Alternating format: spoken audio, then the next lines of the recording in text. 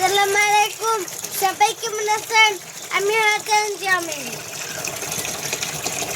আজকে দেখাবো আমার এখানে 1000 মুরগি হয়েছে, 3 দিন চলে গিয়েছে।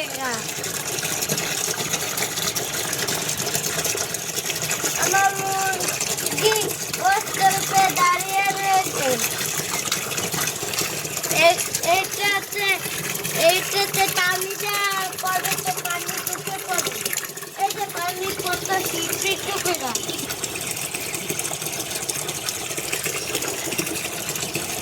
এটা হচ্ছে আমার ছোট খামার। এটা আমার কাছে মুরগি, আমার মুরগি পথ হারিয়ে যায়, বুঝে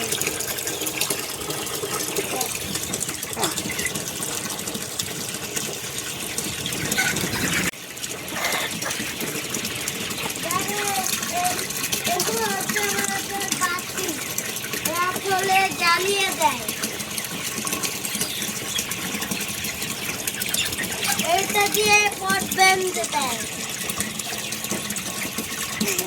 এটা হচ্ছে